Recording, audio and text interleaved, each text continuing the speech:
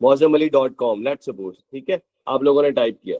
अब जो बेसिकली आपने टाइप किया है ना, तो इसकी इस बेसिकली इस यूआरएल को, इसको यूआरएल बोलते हैं, इस यूआरएल को आपका जो वेबसाइट सर्वर है वो डायरेक्टली अंडरस्टूड नहीं करता। वो डायरेक्टली अंडरस्टूड नहीं करता। वो किसको अंडरस्टूड करता है? आईपी एड्रेस को।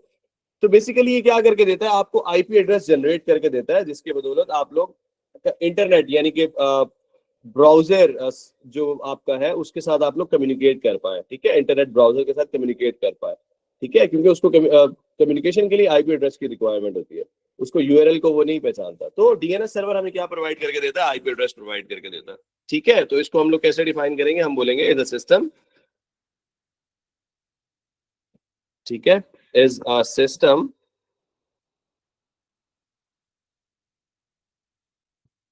फॉर फाइंडिंग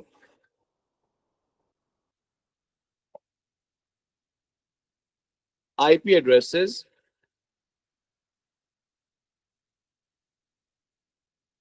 ठीक है, फॉर अ डोमेन नेम।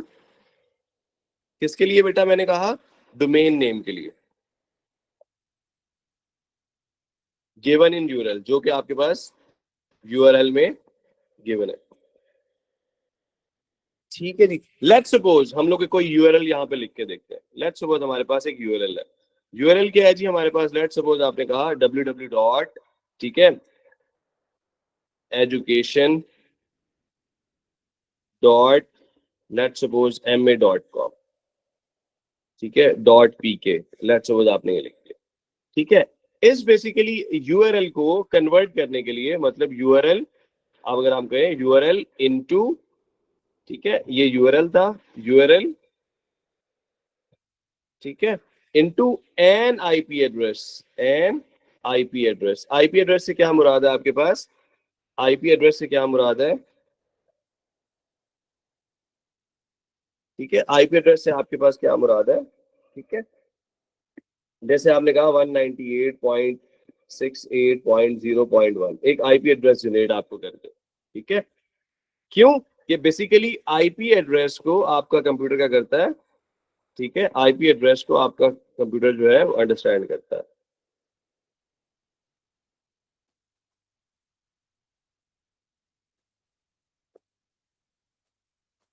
ठीक है जी।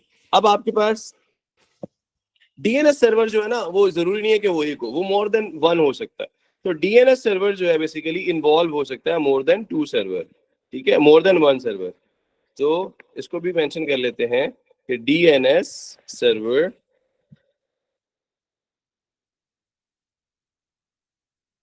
सर्वर्स इन्वॉल्व मोर देन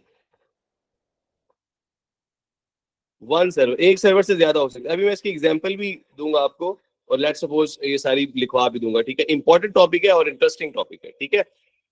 अच्छा, डीएनएस सर्वर बेटा जो सारे आईपी एड्रेसेस रखता है, तो क्या ख्याल है आपको? इसके पास एक डेटाबेस भी होना चाहिए। जी बिल्कुल, इसके पास एक डेटाबेस भी होता है, ठीक है। तो डीएनएस जो है सर्वर कंटेन्स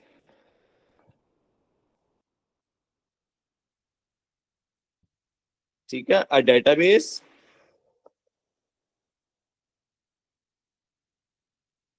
ऑफ। डेटाबेस में क्या पड़ा होता है बेटे? ये सब यूआरएल्स पड़े हुए होते हैं। क्या पड़ा हुआ होता है? ये यूआरएल्स पड़े हुए होते हैं, ठीक है। उनके रेसिप्रोकली बेसिकली वो हमें आईपी एड्रेसेस जनरेट करके देता है, ठीक है। URLs with matching IP addresses, matching IP addresses,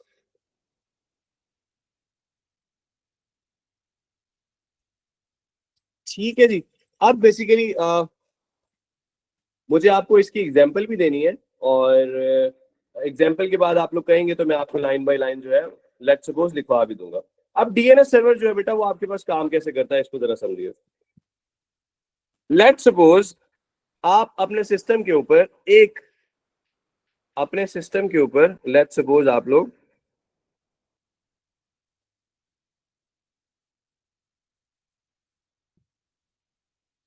ठीक है, आप ओपन करते हैं अपना ब्राउजर, लेट्स सपोज अपने सिस्टम के ऊपर, ये हमने कह दिया यूजर है, ठीक है। यूजर क्या करता है? अपने सिस्टम के ऊपर वेब ब्राउजर ओपन करता है और वहां पे लेट्स सपोज कुछ टाइप करता है अपने वेब ब्राउजर पे, let's suppose www let's suppose ma.pk, let's suppose इस तरह से कुछ टाइप करता है, ठीक है।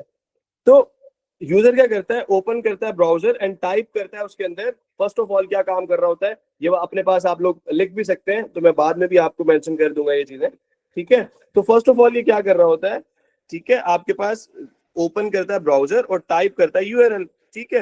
एंड ब्राउजर जो है बेसिकली आपके पास डीएनएस सर्वर से पूछता है, ठीक है, इसके आईपी एड्रेस के लिए, ठीक है जी। क्या करता है, डीएनएस सर्वर से इसके आईपी एड्रेस के लिए पूछता है। तो अब डीएनएस सर्वर कहाँ है, लेट्स सपोज यहाँ पे हम कहीं डीएनएस सर्वर को दिखा देते हैं, ये डीएनएस सर्वर।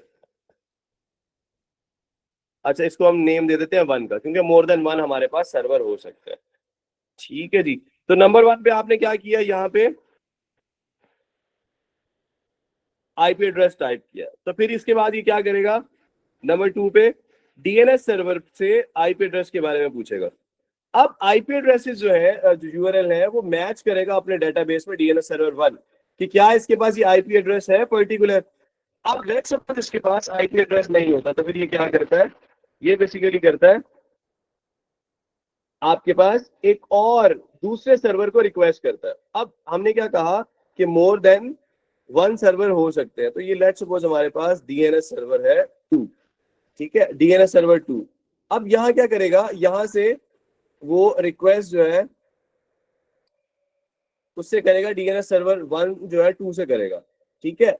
क्या रिक्वेस्ट करेगा कि भाई आपके पास लेट्स सपोज अगर इसका आईपी एड्रेस है तो हमें जनरेट करो। तो ये क्या करेगा, यहाँ पे इससे डीएनएस सर्वर 2 से रिक्वेस्ट करेगा DNS server 1 for what purpose, ठीक है, क्योंकि मेरे पास तो नहीं था। आप अपने पास जो है अपने डेटाबेस में चेक कीजिए, क्या आपके पास जो है लेट्स सपोज आईपी एड्रेस है, ठीक है। क्या करेगा, रिक्वेस्ट करेगा, ठीक है। अब डीएनएस 2 क्या करेगा, अपने डेटाबेस में let's suppose find out the IP addresses. तो ये आईपी एड्रेस क्या कर देगा बेटा, ये आईपी एड्रेस जो है ना, लेट्स सपोज आपको www.ma.uk जो था, पीके जो हमने लिखा था लेट्स सपोज, ठीक है, उसके बिहाफ पे इसने लेट्स सपोज हमें 107.162.0.1 लेट्स सपोज हमें एक आईपी एड्रेस दे दिया। ये आईपी एड्रेस डीएनएस 2 ने जो हमें दिया बेटा, ये हमारे पास कहाँ आ जाएगा, कहाँ आ जाएगा, हमारे पास सेंड कर दिया जाएगा यूजर को। यहाँ पे मैं साथ साथ नंबरिंग भी देता जा रहा हूं ताकि आप लोग समझ भी जाए और लेट्स सपोज अपने नोट्स भी केयरफुली बनाते हैं। अब इसको जो है वो आईपी एड्रेस सेंड कर दिया जाएगा। इसको जब आईपी एड्रेस सेंड किया जाएगा यूजर को, ठीक है, तो अब बेसिकली क्या हो पाएगा, आपका जो कंप्यूटर है ना वो सेटअप कर पाएगा किसके साथ, इसका ये सेटअप कर पाएगा कम्युनिकेशन का किसके साथ, कि आपके पास जो भी वेबसाइट आपने लिखी थी उसका जो कि सर्वर है, ठीक है, उसका जो सर्वर है उसके साथ बेटा वो कम्युनिकेट करने के काबिल हो जाएगा, ठीक है। लेट्स सपोज हमने यहाँ पे बना दिया, क्या हो जाएगा बेटा, कम्युनिकेशन के काबिल हो जाएगा, ठीक है जी, आपका सिस्टम। अब ये देखो आपके लिए तो क्या होता है, आप लोगों ने लेट्स सपोज कंप्यूटर पे कोई भी चीज लिख देनी है, ठीक है, आप लोग कोई भी चीज लिख दोगे और ये क्या करेगा, ठीक है, कोई भी चीज लिख देते तो आपको क्या चाहिए, उसके अगेंस्ट ही हमें HTML में बना हुआ let's suppose web server site जो है, वेब सर्वर से हमें आपको जो है इंफॉर्मेशन मिल जाए, ठीक है। तो ये सारी जो जंग है बेटा, इसके पीछे सारी ये जंग होती है, ठीक है। चले मैं आपको इसका स्क्रीनशॉट भी ले लें, मैं आपको जो है इसके सारे जो डिटेल पॉइंट्स हैं जो हमने डिस्कस किया ये भी आपको मैं लिखवा देता हूँ, जल्दी से स्क्रीनशॉट लेना, ठीक है जी। तो फर्स्ट ऑफ ऑल हमने क्या कहा, नंबर 1 पे हमने क्या किया बेसिकली कि यूजर जो है ओपन करता है browser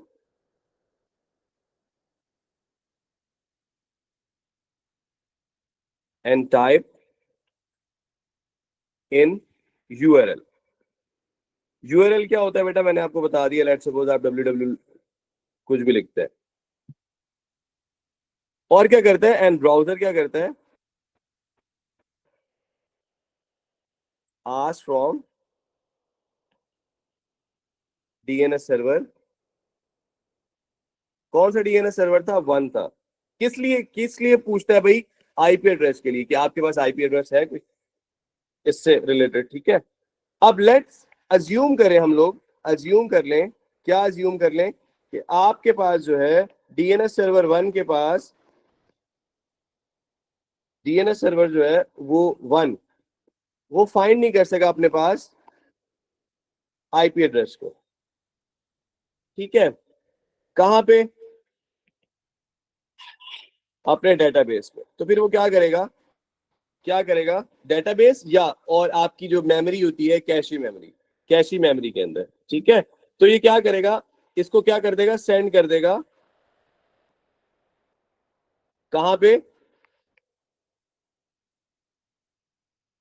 to the DNS server 2, DNS server 2 को ये, ठीक है, सेंड कर दिया जाएगा, रिक्वेस्ट कर दी जाएगी कि भाई अपने पास चेक करें कि आपके पास लेट सपोज,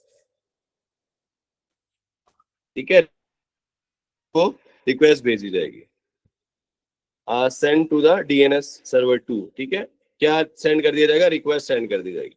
उसके बाद हम लोग बेटा मेंशन कर देते हैं, लेट सपोज हम कहते हैं कि डीएनएस सर्वर 2 जो था उसने क्या कर लिया, फाइंड आउट कर लिया यूआरएल, फाइंड यूआरएल, ठीक है, and can map it into, let suppose एक आईपी एड्रेस उसने जनरेट कर लिया, लेट सपोज आपने कहा 0.1 एक आईपी एड्रेस जनरेट कर लिया, फिर इसने क्या किया, फिर इसने ये जो आईपी एड्रेस है ये सेंड कर दिया यूजर को, this IP address send back to the DNS1। अच्छा, अब इसमें यहाँ पे क्या होगा, यहाँ पे हमारे पास जो भी रिक्वेस्ट आएगी ना बेटा, ठीक है, वो यहाँ पर एक चीज को समझिए कि यहाँ पर करना क्या है, यहाँ पर जो DNS 2 ने आईपी एड्रेसेस फाइंड आउट किए थे यहाँ पे, ठीक है, वो आईपी एड्रेस की जो रिक्वेस्ट है ना वापस यहाँ पर जाएगी, कहां पर जाएगी, ये डीएनएस सर्वर, क्योंकि डीएनएस सर्वर 1 ने रिक्वेस्ट भेजी थी तो उसी के पास वो रिक्वेस्ट वापस जाएगी, ठीक है, और उसके बाद फिर वहां से वो क्या करेगा, डीएनएस सर्वर 1 से रिक्वेस्ट सेंड कर दी जाएगी आपकी, क्योंकि डीएनएस सर्वर ने आपको बोला था कि मुझे रिक्वेस्ट चाहिए, इस डीएनएस बेसिकली यूआरएल का आईपी एड्रेस चाहिए, डीएनएस 1 से रिक्वेस्ट आपके पास दोबारा यूजर के पास आएगी और वहां से फिर आप पेज जो है लेट सपोज अपना कम्युनिकेट कर पाएंगे, ठीक है, अपने वेबसाइट सर्वर के साथ, ठीक है जी। तो इसी बात को जो है हम लोग मेंशन कर देते हैं कि डीएनएस सर्वर 1 के पास आपके पास आ जाएगी, ठीक है, जो कि क्या करेगा, विच नाउ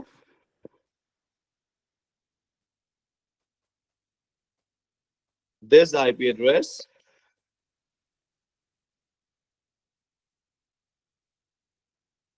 एंड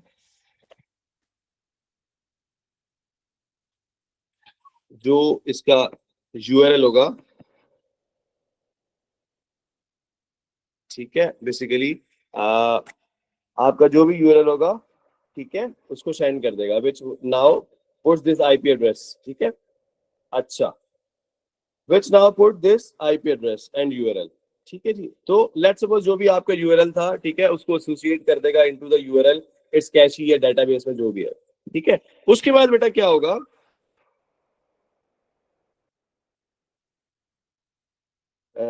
बल्कि इसको यहाँ पे एड्रेसेस कंप्लीट थोड़ा सा मैं सेंटेंस कर देता हूँ,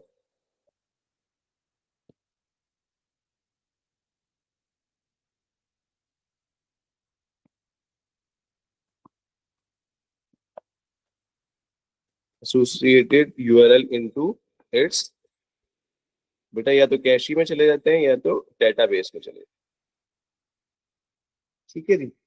अच्छा, इसके बाद क्या करेंगे, इसके बाद जो आपका आईपी एड्रेस है वो सेंड बैक कर दिया जाएगा, ठीक है, कहाँ पे, आपके यूजर को, address is send back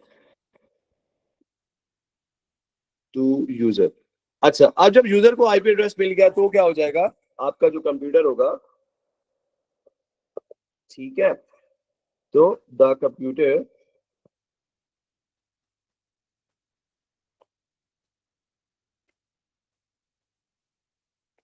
sets up communication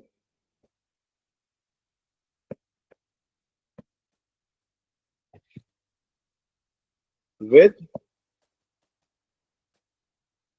website server. तो फिर बेटा आपके पास वेबसाइट सर्वर के साथ बेटा ये कम्युनिकेट कर पाएगा। और होगा क्या, जो भी आपका वेबसाइट सर्वर जो है बेसिकली आपको शो करेगा, ठीक है, आपकी वेबसाइट HTML में बनी हुई वेबसाइट आपको बेटा शो कर देगा। ठीक है जी।